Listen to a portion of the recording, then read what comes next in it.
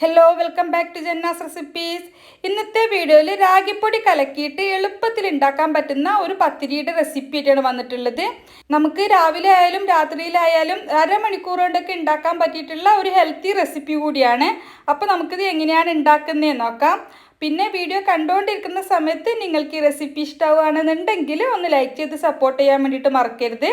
അതുപോലെ തന്നെ നിങ്ങൾ ഈ ചാനൽ ആദ്യമായിട്ടാണ് കാണുന്നതെങ്കിൽ ചാനലൊന്ന് സബ്സ്ക്രൈബ് ചെയ്യാനും ഫോളോ ചെയ്യാനും കൂടി മറക്കരുത്. അപ്പോൾ ഈ രാഗിപ്പൊടി വെച്ചിട്ട് എളുപ്പത്തിൽ ഉണ്ടാക്കാൻ പറ്റുന്ന ഈ ഒരു പത്തിരി ഉണ്ടാക്കാനായിട്ട് ഞാനൊരു ബൗളിലേക്ക് 1.5 കപ്പ് രാഗിപ്പൊടിയാണ് എടുത്തിട്ടുള്ളത്. അതിൻ്റെ കൂടെ തന്നെ 1/2 കപ്പ് ഗോതമ്പ് പൊടി കൂടി എടുത്തിട്ടുണ്ട്.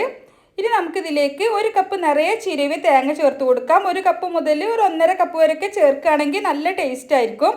പിന്നെ ഇതിലേക്ക് ഒരു 5-6 ചെറിയുള്ളി പൊടിയായിട്ട് കട്ട് ചെയ്തിട്ട് അതുകൂടി ചേർത്ത് കൊടുക്കുന്നുണ്ട്. പിന്നെ ഒരു കോഴിമുട്ടയാണ് ചേർത്ത് കൊടുക്കുന്നത്. പിന്നെ ഈ പത്തിരിയിലേക്ക് ആവശ്യത്തിനുള്ള ഉപ്പ് കൂടി നമുക്ക് ഈ സമയത്ത് ചേർത്ത് കൊടുക്കാം. ഇനി നമുക്കിത് ഒന്ന് കലക്കിയെടുക്കണം. അതിനായിട്ട് ഞാൻ ഒരു 2.5 കപ്പ് വെള്ളം എടുത്തിട്ടുണ്ട്. അപ്പോൾ ആദ്യം ഒരു 2 കപ്പ് വെള്ളം ഒഴിച്ചിട്ട് നന്നായിട്ട് കലക്കിയെടുക്കാം. കട്ടയൊന്നുമില്ലാതെ ആദ്യം ഒന്ന് കലക്കിയെടുക്കാം. കുറച്ച് തിക്കായിട്ടുള്ളൊരു ബാറ്ററാണ് വേണ്ടത്. നമുക്ക് സാധാരണ നമ്മൾ ദോശമാവിൻ്റെ ഒക്കെ ആ കൺസിസ്റ്റൻസിയിലാണ് വേണ്ടത്. അപ്പോൾ ഞാനിത് നന്നായിട്ടൊന്ന് കലക്കിയെടുത്തിട്ടുണ്ട്. കട്ടയൊന്നുമില്ലാതെ കലക്കിയെടുത്തിട്ടുണ്ട്. ഇപ്പോൾ മാവ് കുറച്ച് തിക്കായിട്ടാണ് ഉള്ളത്. അപ്പോൾ ഞാനിതിലേക്ക് ഒരു 1/4 കപ്പ് വെള്ളവും കൂടി ചേർത്തിട്ട് ഒന്നുകൂടി ഒന്ന് മിക്സാക്കി എടുക്കുകയാണ്. അപ്പോൾ മൊത്തം ഞാനിതിലേക്ക് ഒരു 2.25 കപ്പ് വെള്ളമാണ് ചേർത്തിട്ടുള്ളത്. അപ്പോൾ നോക്കിയിട്ട് ചേർത്ത് കൊടുക്കുക. കുറച്ച് തിക്കായിട്ടുള്ള ഒരു ബാറ്ററാണ് വേണ്ടത്. അപ്പോൾ ഇത്രയും വെള്ളം ബാക്കിയുണ്ട്. അപ്പോൾ ഇതാണ് മാവിൻ്റെ കൺസിസ്റ്റൻസി. ഇനി നമുക്കിതിലേക്ക് 1 ടേബിൾ സ്പൂൺ വെളിച്ചെണ്ണ കൂടി ചേർത്ത് കൊടുക്കാം. എന്നിട്ട് ഒന്നുകൂടി നന്നായിട്ടൊന്ന് മിക്സ് ആക്കിയതിന് ശേഷം നമുക്ക് പത്തിരി ചുട്ടെടുക്കാം. അതിനായിട്ട് പാൻ ചൂടാകുമ്പോൾ ഓരോ തവി മാവ് ഒഴിച്ചു കൊടുക്കുക. ചെറുതായിട്ട് നമുക്കൊന്ന് പരത്തിയെടുക്കാം. സാധാരണ ഒരു പത്തിരിയുടെ വട്ടത്തിന് ഒന്ന് പരത്തിയെടുത്താൽ മതി.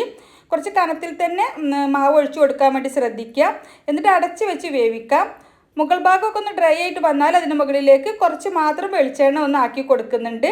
എന്നിട്ട് നമുക്ക് മറിച്ചിട്ട് കൊടുക്കാം.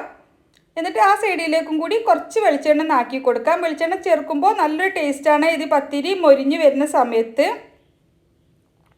1-2 തവണ തിരിച്ചു മറിച്ച് വിട്ടിട്ട് ഒന്ന് നന്നായിട്ട് മൊരിച്ചിട്ട് നമ്മൾ സാധാരണ തേങ്ങാപ്പത്തിരിയൊക്കെ ഉണ്ടാക്കുന്നത് പോലെ ഒന്ന് ചെറിയ ചെറിയ കുത്തുകളൊക്കെ വരുന്ന പോലെ ഒന്ന് മൊരിച്ചെടുത്താൽ നമുക്കിത് പാനിൽ നിന്നും മാറ്റാം. ഇതുപോലെ തന്നെ നമുക്ക് ബാക്കിയുള്ള പത്തിരികളെല്ലാം ചുട്ടെടുക്കാം. നമുക്ക് പെട്ടെന്ന് ചുട്ടെടുക്കാൻ വേണ്ടി പറ്റുകയും ചെയ്യും. അടച്ച് വെച്ച് വേവിക്കണം, എന്നാൽ പെട്ടെന്ന് വെന്ത് കിട്ടും. അപ്പോൾ ഇതുപോലെ തന്നെ ഞാൻ ബാക്കിയുള്ള പത്തിരികളെല്ലാം ചുട്ടെടുക്കുകയാണ്. രാഗിപ്പൊടി വെച്ചിട്ട് സാധാരണ നമ്മൾ പൊടി വാട്ടിയിട്ടൊക്കെ പത്തിരി ഉണ്ടാക്കുന്നതിനേക്കാളും ഈസിയാണ് നമുക്ക് ഇതുപോലെ ഉണ്ടാക്കാൻ വേണ്ടിയിട്ട്. രാവിലെ ആയാലും രാത്രിയിലായാലും നമുക്ക് എളുപ്പത്തിൽ ഉണ്ടാക്കിയെടുക്കാൻ വേണ്ടിയിട്ട് പറ്റും. അതുപോലെ തന്നെ നല്ല ടേസ്റ്റാണ് കഴിക്കാൻ. നമുക്കിതിൻ്റെ കൂടെ പ്രത്യേകിച്ച് കറികളൊന്നും ഇല്ലെങ്കിലും കഴിക്കാൻ നല്ല ടേസ്റ്റാണ്. ഇനിയിപ്പോൾ തേങ്ങാപ്പാൽ കൂട്ടിയിട്ട് പഞ്ചസാരയൊക്കെ കൂട്ടിയിട്ട് കഴിക്കാൻ ഇഷ്ടമുള്ളവർക്ക് അങ്ങനെ കഴിക്കാം. അല്ലെങ്കിൽ നമുക്ക് എന്തെങ്കിലും നമുക്ക് ഇഷ്ടമുള്ള കറികളൊക്കെ കൂട്ടിയിട്ടും കഴിക്കാം. അപ്പോൾ ഇതുവരെ ഇതുപോലെ ട്രൈ ചെയ്ത് നോക്കിയിട്ടില്ലെങ്കിൽ തീർച്ചയായിട്ടും ട്രൈ ചെയ്ത് നോക്കുക. എന്നിട്ട് നിങ്ങളുടെ അഭിപ്രായം കമൻ്റായിട്ട് അറിയിക്കുക. നിങ്ങൾക്ക് ഈ റെസിപ്പി ഇഷ്ടമായെങ്കിൽ ഒന്ന് ലൈക്ക് ചെയ്ത് സപ്പോർട്ട് ചെയ്യാൻ വേണ്ടിയിട്ട് മറക്കരുത്. അതുപോലെ തന്നെ ചാനൽ സബ്സ്ക്രൈബ് ചെയ്യാനും ഫോളോ ചെയ്യാനും കൂടി മറക്കരുത്. അപ്പോൾ ഇൻഷാ അല്ലാഹ് മറ്റൊരു അടിപൊളി റെസിപ്പിയുമായിട്ട് നമുക്ക് വീണ്ടും കാണാം. Thank you for watching.